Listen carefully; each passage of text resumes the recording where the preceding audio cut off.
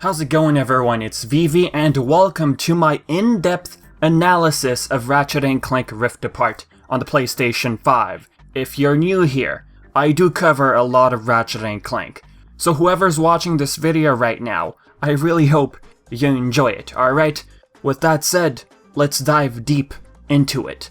Let's start with the logo. Like I said in my first video, I feel like the logo hasn't grown on me yet, and why? Because I'm still too used to the more italic style we had before. And the whole purple theme in the background does speak into the Nexus. And that's actually a big question we have. Is this game post into the Nexus or a sequel to the 2016 reimagining? I'm gonna try and answer those questions throughout the video. And let me just say this, yes, IGN did say that this game is a sequel to the 2016 reimagining, but don't take their word for it, okay? We're still waiting for official confirmation by Insomniac Games. So with that said, let's continue. If you're new to the Ratchet & Clank series, you're probably unfamiliar with how the names of the games were before. All of the games had innuendos in them. Going Commando, Up Your Arsenal, Tools of Destruction, A Crack in Time, and now we have Rift Apart, which I feel like sounds like ripped a fart. If that's the case, I love it. I'm a huge fan of innuendos when it comes to Ratchet & Clank. It's the essence of the titles. It has to be there. At least I hope I'm right. So, the first thing we see when this game was revealed, Sargasso. I quickly was able to put my finger on it when I saw those strugglesaurs in the background, those dinosaur-looking creatures. As for the small cute bug, the wings reminded me of Lombax. Imagine that was hinting at Ratchet low-key. I'm probably overthinking. But hey, we do hear Ratchet scream afterwards, and I think a lot of us screamed at the same time. When I just saw the visuals all together, I was like, oh, this is Sargasso. We don't really see where Ratchet & Clank come from through the portal. Like, it's hard to pinpoint their location of origin. This place, it looks gorgeous. It is beautiful. Those floating dust particles add an extra layer of warmth to this planet. Now, obviously, we can't imagine a 1-to-1 ratio when looking at Sargasso from Tools of Destruction. This does look like Sargasso, but it looks even prettier now. You know, completely revamped for the PlayStation 5. And this game, let alone, is revamped for the PlayStation 5. The load times, which I'll get to very soon. Just look at how much the Troglosaur moves. That thing looks hungry. One thing that's different comparing the Tools of Destruction version, their trunks seem to be much longer than before. And they use it to eat. Now, none of the portals we see here show any of the areas before. Now, according to Clank's analysis, it appears the dimensions are collapsing on one another. If we can't get to, he becomes hesitant because he sees two eyes pop up behind them. He freezes and stares at those two eyes. And then Ratchet replies, right, the ship. We can't be too far. So this probably hints at early stage of the level, when they now basically discovered that dimensional rifts are going haywire.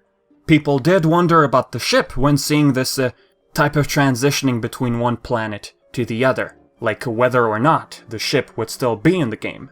Well, to give you a bit of sigh of relief, the PlayStation blog written by Herman Hulst, the current head of Worldwide Studios, well, this is what he said.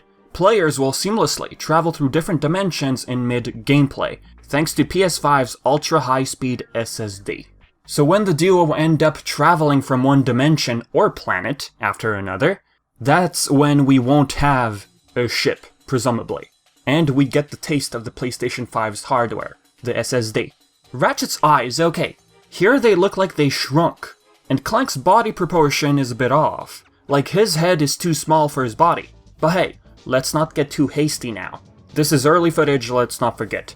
But the realistic fur just looks so nice. It's like looking at a Pixar movie, let alone the shine on Clank's body. As for the model, like I said in my first video, it's like a mix of the 2016 model with the one we had from the Future Saga, at least for A Crack in Time. I'd love to imagine. Looking at his armor, some people might quickly jump to the conclusion and say, oh, this is a game which is a sequel to the 2016 reimagining because Ratchet is wearing the same armor. But the thing with his armor, guys, it's not the first time we see a variation of it. This style of armor started with Tools of Destruction, up until basically Full Frontal Assault. But you know, looking slightly different. So I wouldn't base my conclusion off of that. I thought it was something worth pointing out. So these two have been followed by robot troops. They look completely new to me. They kind of remind me of the Imperial Army of Tachyon from Tools of Destruction. The creature with those big eyes has Ratchet and Clank on its back. Ratchet says this thing won't slow down and it's not listening. So basically, you'll have to control the direction with the analog sticks. At least it seems that way to me. There's no HUD. There's probably going to be a HUD in the final product. This is probably for trailer purposes. And now we jump into portal number 1, which I'd like to call a Rift portal. Let me pull out an actual time watch, just to see how long the load screen is. Yes, this appears to be a load screen. Crazy, ain't it? Load time is of what, 2-3 seconds? Ain't that magical? That type of loading time, it can't work on a PlayStation 4. Don't expect this to be cross-gen, it just won't be capable of running on a regular hard drive. It's clearly not capable of achieving this. This is really made for the PlayStation 5 system. So now, looking inside the portal, we moved from Sargasso, as you can see in the shards. Straight up, I'm going to say those rocky locations we see is Torrent IV. From A Crack in Time, but nighttime. Even if nighttime, we do see Torrent IV again during the day. Some might think it's Planet Loomis or Krell Canyon from A Crack in Time, due to how they have similarities in their architecture. But I lean more towards Torrent IV because of the industrial feel, the cranes and the carts and all. And the grind rails, of course. Although Loomis has grind rails, I still believe it's Torrent IV. Now as for the portal, on the top left, it appears to be daytime Torrent IV, if I make a guess. As we move to different areas, well, I mean, before we move, Clank says that the dimensions are weakening considerably, hence why we quickly transition from one planet or dimension to another, each planet being its own universe or dimension. Have you noticed? When Ratchet now jumps on the grind rails, it seems you can double jump. He twirls instead of a regular jump when you press the X button again, I assume. Which is pretty cool, it's a nice addition. With that said, afterwards, we jump inside another portal. Now the shards show locations we've been at before. Sargasso, I believe, Torrent IV, and the one we're about to land in. As for that one, it seems to be a new location, which we'll see afterwards. As for that one over there, I'm more inclined to believe that's Meridian City from planet Igliak. Why Meridian City and not Metropolis or Kurwan? I mean, there's a lot of glass structures on this planet. If we take a look at Into the Nexus's version of Meridian City, there is a lot of grass and buildings as well, albeit the vehicle's not traveling inside tubes. And just the color scheme overall doesn't match Metropolis, in my opinion. Metropolis is more on the warmer side of lighting, I find, while Meridian has softer lighting. The birds just chilling there, while we slide on glass, is very neat. Since these are small segments of us traveling to bits and pieces of planets, the team thought, let's make these small areas as dense as possible. No? What do you think? Did I forget to mention? The soles of Ratchet's shoes. That attention to detail. Not to mention that his gloves now move with the air pressure. Heck, his gloves just look more textured than ever. Have you seen those folds in his gloves? And there's one thing I cannot unsee. Clank clipping through the glass. Probably a new invisibility move. I'm just joking. Next, we jump into portal number 3. We have Torrent IV again, if I'm not mistaken. Meridian City, which we just went through. And that new area, which we'll access later as well. And don't forget Sargasso. So it appears our duo is lucky. They land on a flying dragon, Spyro's long-lost cousin. Look at this view. Gorgeous. Okay, here's the connection to that nighttime Torrent IV I was talking about before. Notice those tall pillars with the crane-looking hook on top. If we go to Torrent IV on a crack in time, they look very, very similar. Another thing, the grind rails at the bottom of the screen seem to match the grind rails we had in the nighttime setting before. There are crates stacked on the ground levels, which could tell us that we'll explore this area by foot, when I assume we have our ship. I don't think we can jump off our dragon to hop onto another. To me, this simply looks like us controlling the dragon using the analog stick. At quick glance, I didn't notice that tall robot. No, it's not that robot head in which Alistair had taken refuge in Kraken time. As for the portal on the top right, it appears to be Sargasso? Just a wild guess. As for portal number 4, all areas we visited appear to be in the shards. And now we move on to that mystery area. The poor dragon lost its helm, come to think of it, poor thing. When we enter this new dark-looking streets, Clank says, "Where are we?" Ratchet doesn't know either. There's a lot of Haven City vibes from the Jak and Daxter series, the pipes, the signs and all. Unless this is planet Psylocke from Nexus, which got haunted by the Nethers, which caused the planet to turn into a ghost town? What do you think about that one? There's also crates on the ground, meaning we could explore this area on foot as well. However, the fact the duo don't know where they are tells us we'll explore this planet on foot later. There's some Easter eggs here, the Protopets from Going Commando. We did have a reference to Protopets during the hoverboard races in the 2016 reimagining. We have a Megacorp sign. We have the mutated Protopet from Going Commando as well, the final boss. When this footage was blurry, I thought that the Commando from Battalion 2002 was there, but no. I got mistaken with the mutated large Protopet. Looking at the sky, it appears to be daylight-ish with a bit of fog going on, at least for the grounds. Now wait a minute. Megacorp and Protopets. Oh, this has got to be a Going Commando reimagining. No. I'll try and explain more later, but for now, it's possible Megacorp still runs, and who knows, this could be another dimension. A dimension where Protopets are still popular, or we're simply in Bogon Galaxy, where Megacorp is still running, and popular. Looking at the corner right there, is that Dallas and Juanita? I love that. However, we cannot see the eyes of Juanita, because in the 2016 version they had given her humanish eyes. When we look at the Deadlock version of her model, she had more like alien eyes. But it's cool to see those two right there. Alright, I'm probably confusing you guys with planets, dimensions, and all that. Okay. If we are to believe that Insomniac Games' idea of different dimensions is different universes, like for example the Lombax dimension, or the dimension in which Tachyon ended up in, I mean we could be looking at Bogon here, and not another dimension per se. What the portal did is we simply traveled to Bogon. Or, Insomniac Games is going with the idea of doubles and multiples, alternate universes, parallel universes. In this version of Bogon, we have Dallas and Juanita. They were originally in the outer rim of the Solana Galaxy, the Shadow Sector. If anything, these could just be mere Easter eggs, just for the fun of it. And the thing is, we don't really know where Juanita and Dallas originate from, so me saying they originate from the Shadow Sector is not really logical. But hey.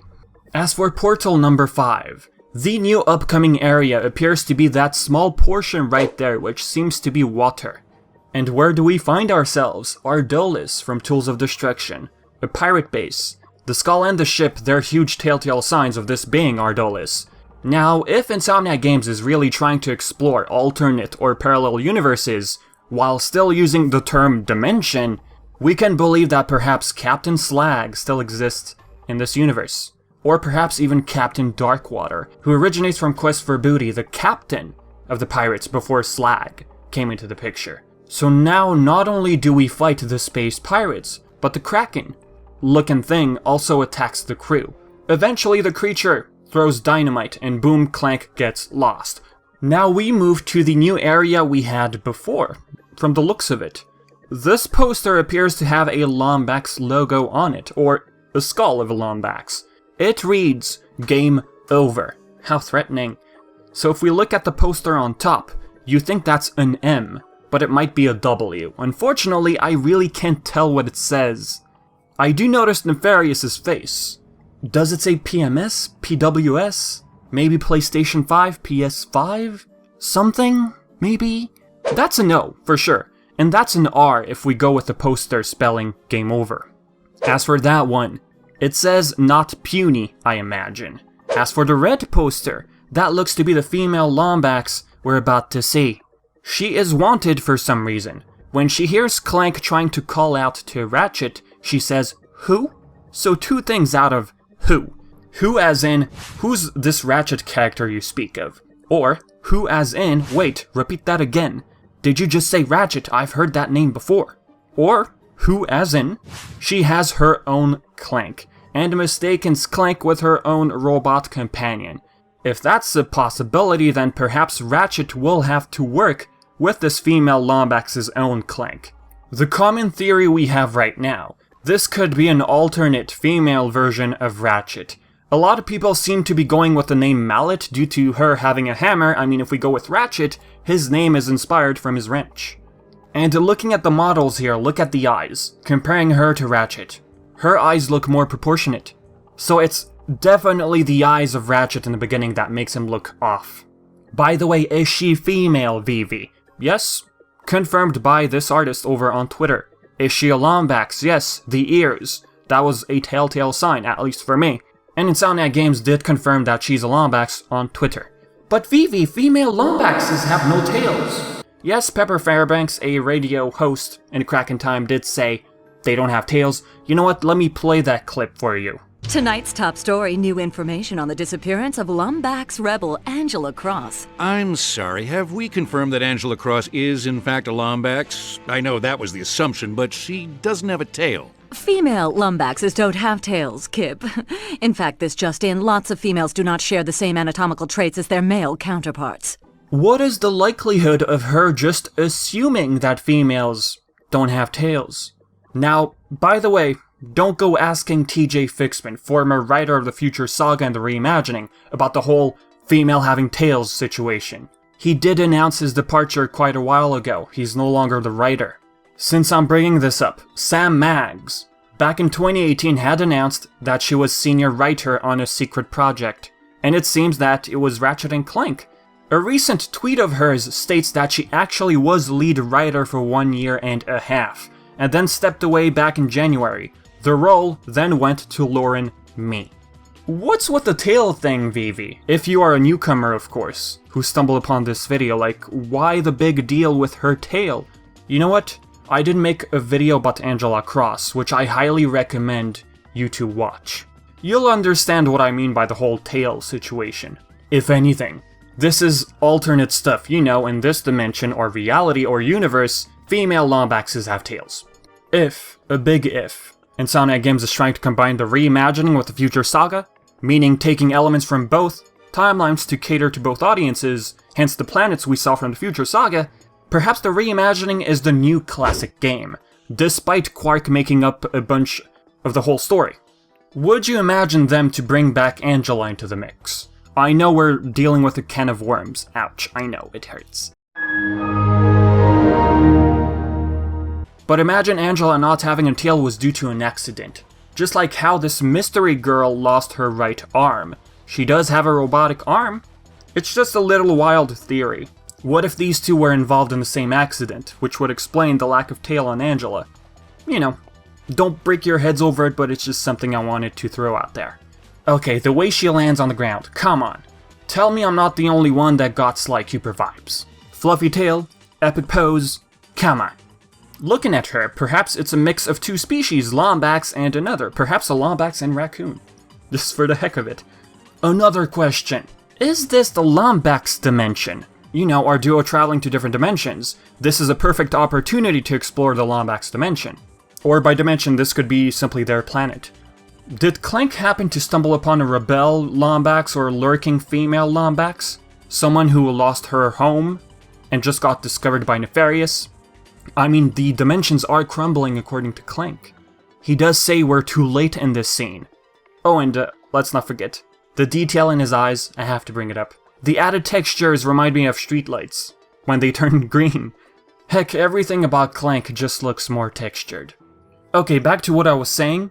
This Lombax originating from somewhere else, it's possible a bridge got created to the Lombax dimension where she originates from. There is a slight hint, if anything, at this area being part of the Lombax dimension. The posters. Then again, one person who's wanted. Yes, in Tools of Destruction, the Lombax dimension had wrench-shaped structures. It's possible they changed that, because, you know, Tools of Destruction released a long time ago. And we are looking at one poster for one wanted female Lombax. Again, if parallel universes are a thing, the 2016 Ratchet & Clank duo must exist somewhere. And the duo we currently have is post into the Nexus. As for the dimensions crumbling, it could be a result of the Dimensionator. After Nefarious' failed attempt at rewinding time with the Great Clock and the Crack in Time, he sought other means to rule the universe. At least this shot seems to imply that Nefarious yet again is a villain. The hologram statue. What else? If this game is indeed post into the Nexus, then why would Nefarious still want this? All for One seemed to imply that Nefarious was reminiscing what it was like to have friends, albeit still obsessed with his status of supervillain. What do you expect? I'm a supervillain! But if Nefarious is still a villain, I can't say I'm excited. I feel like he's been overused in the series, to be honest. And yes, he is my favorite villain, but still. If Nefarious is truly not the main villain, and happens to be someone's pawn, then awesome. But there's a low chance that that's happening. According to Insomniac Games' upload of the video, the description states the following. The intergalactic adventurers are back with a bang in Ratchet & Clank Rift Apart. Help them take on a robotic emperor, working overtime to wipe out organic life, with their own universe next in the firing line.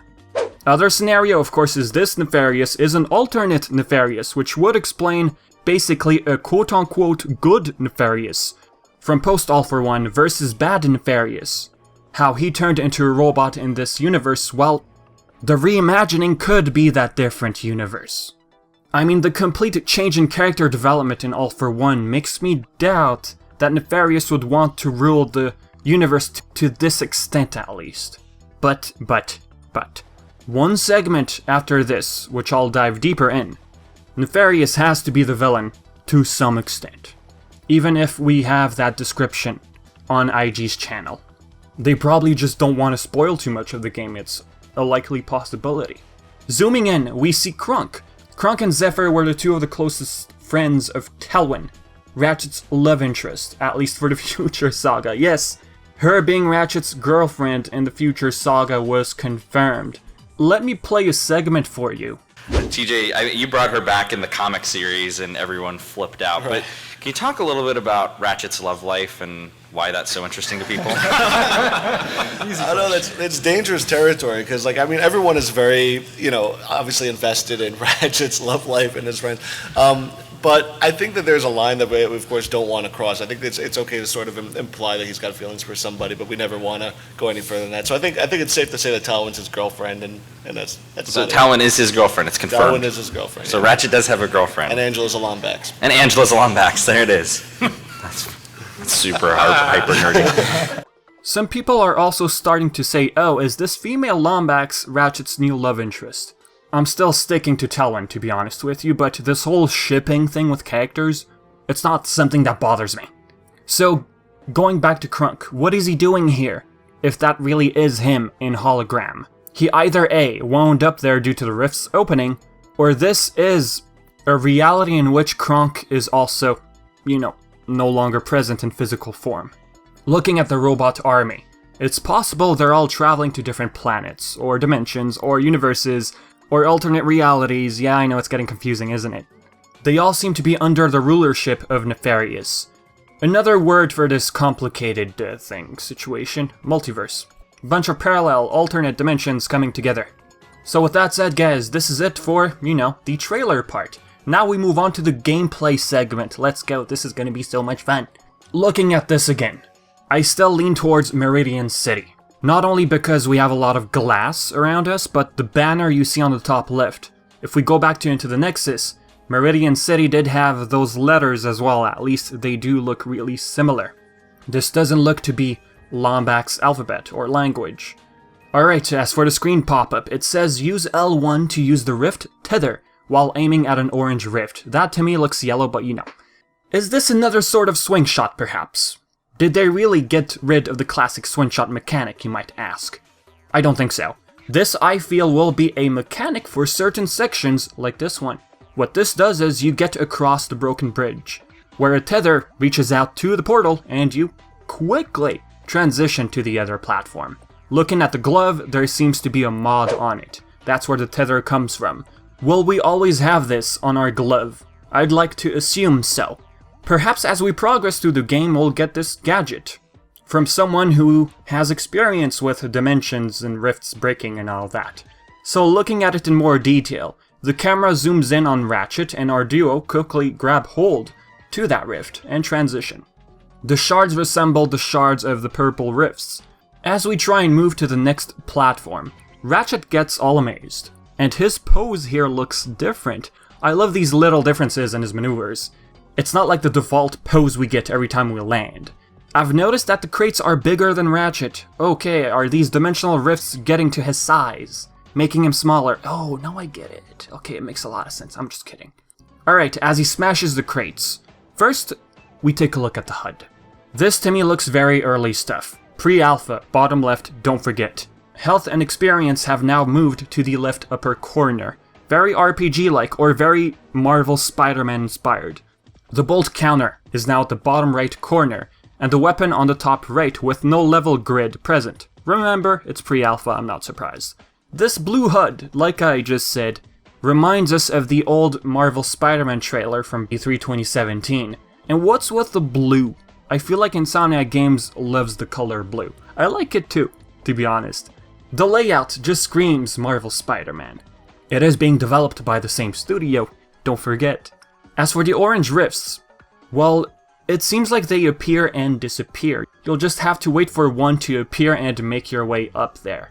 A new weapon! Our voices have been heard. Yes. Well, I mean, it does remind me of the combustor a bit.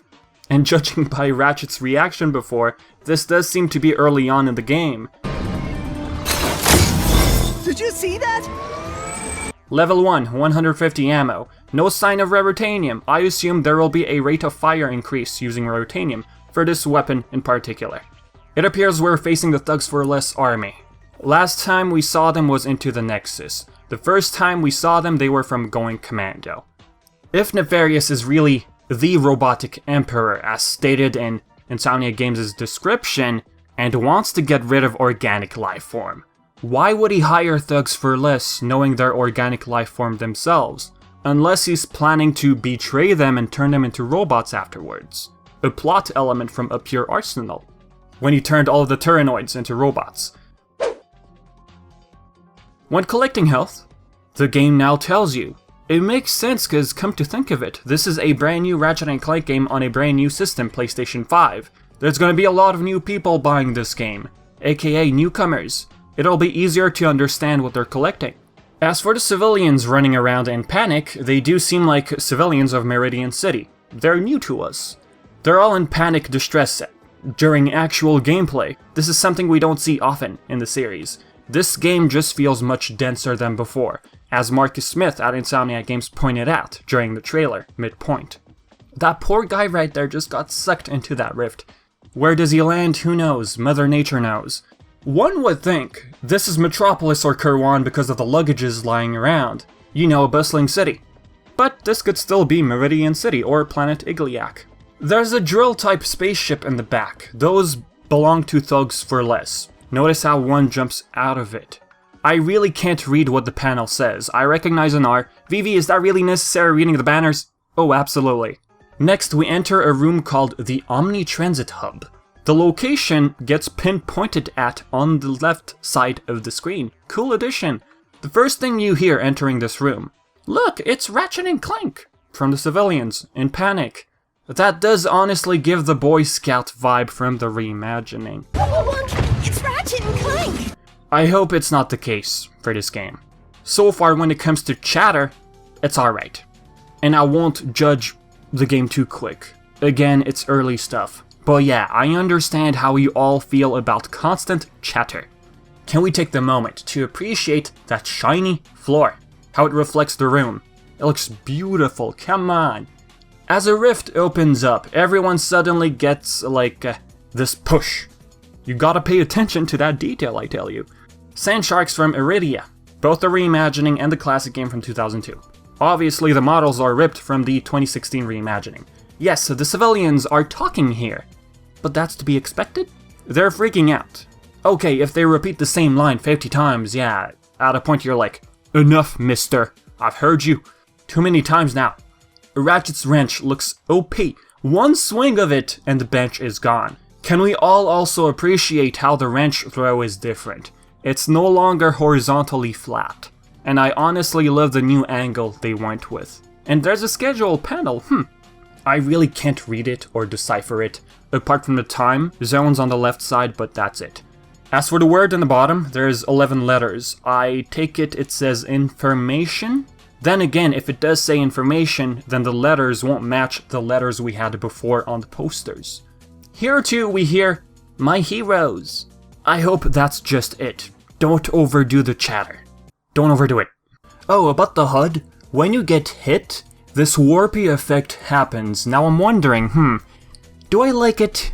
Is it necessary? But at the end of the day, like I always say, this is early gameplay. Now wait a minute, on the left side, is that a three-eyed Terranoid from Up Your Arsenal, who turned into robots by Nefarious? As for the guy on the right, it's definitely a new type of organic life form. Is this some sort of museum area, and why do I say this? That looks to be the skull of a Gunthor from Sargasso from Tools of Destruction. And this part, folks, reeks of next-gen gameplay. Uncharted, any other modern game out there, due to how fast-paced it looks and how everyone just freaks out, all the screams and the details on screen. It is super to look at, it looks great. And then after the portal, which now seems to show almost all areas we visited before, we land in another section of the same planet, if I'm not mistaken. As we start shooting at the thug gang, notice how the ammo falls to the ground. It takes about 15 ammo to kill a thug using this weapon. Also, if you paid close attention, the thug guy says, don't let them get to the boss. Is Nefarious really your boss?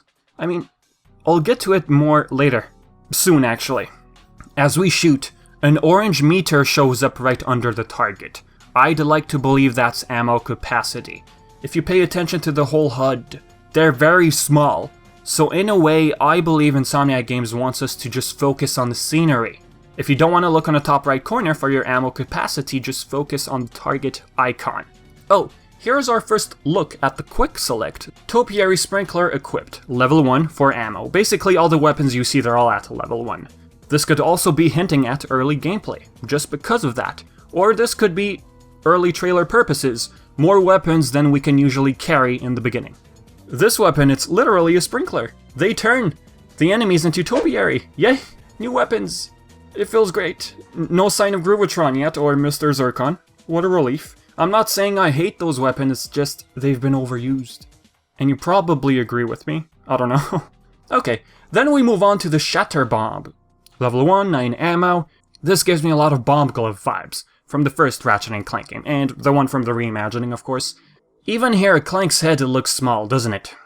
Comparing to this shot with the female Lombax we had before. Ratchet now has a side hover move, or glide move, call it, thanks to his newly equipped Rift Tether. He still has his side flip, so this is not a move replaced by that, no, both are present. Let's stop right here. Clank's quote. I'm gonna put it on screen because it's important. If Dr. Nefarious really surfaced after all these years, just to try and take over the universe again?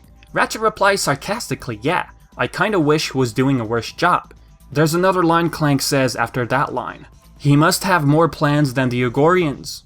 Keyword, Igorians. Ratchet and Clank in the reimagining didn't know who the Igorians were yet, so that quote from Clank should hint at post into the Nexus. The Igorians appeared in a crack in time. Plus adding the fact that Clank says Nefarious after all these years doing his stuff again, trouble, you know. It seems to be heavily hinting at Into the Nexus, post Into the Nexus. Then again, there's always the excuse of a time skip, going off the reimagining.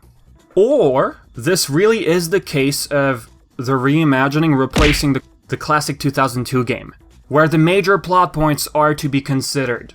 The 2016 game, don't forget, was narrated by Quark, who made up a bunch of stuff. The only difference here is IG is pretending. IG is short for Insomniac Games. They're pretending like Nefarious did appear in the classic 2002 game. With this, I'd like to bring up lengthy text from an interview with studio director of North Carolina that worked on the 2016 game, Chad Desern. Welcome to Read Along with a VV. This is from May 6, 2016, almost a month post-launch of the 2016 game. What's the future of the franchise at this juncture? It's interesting that you didn't develop a new Ratchet & Clank for the next generation that continued after Into the Nexus. Did you feel you needed to get back to the series' roots before moving on to future games? Or was this more of a way to touch base with the franchise before setting sights on new horizons like VR? Chad Desern replied, "It just kind of felt right, especially with the film coming out, to take a very thoughtful look at where we started. We thought of the game at first as a reimagining, so we thought we'd use a lot more of the original than we did. But by the time we finished modernizing the control scheme, we realized that we needed to rework just about everything. The new aiming model changes every enemy, setup, and weapon in the game. If you go back and play the original, you'll see that it's pretty hard to aim and shoot. That's because it was our first attempt at a third-person shooter. We now start with, it feels great to shoot, and design the game around that.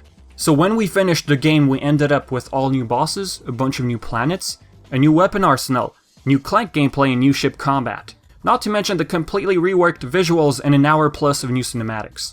It felt like we needed to get back to the core and soul of Ratchet & Clank and redefine it for the PlayStation 4 and 2016. At this point, we feel like we have a sturdy foundation to work from. Maybe it goes forward from here, but we don't know yet. We're still basking in the warm reception to this one." Whether or not Nefarious was also made up by Quark, made up as in he pretended he faced Nefarious that way along with Ratchet & Clank, well, we have to remember there was a movie.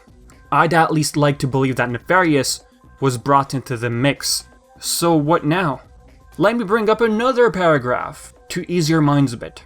Since the game is a retelling of the first game, does it render the original story non-canonical? Or is it a simply different perspective on the events of the first game from Quark's point of view? The game is told from Quark's point of view. It matches the film story, but Quark adds commentary and it's his version of events to a certain extent.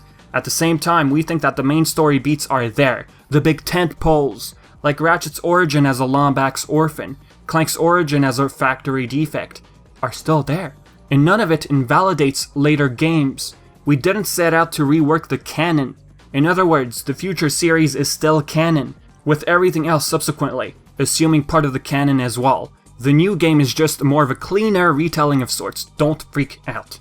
So what this tells us, in a way, Insomniac Games wants the original game to be remembered as the reimagining, at least for the tent poles.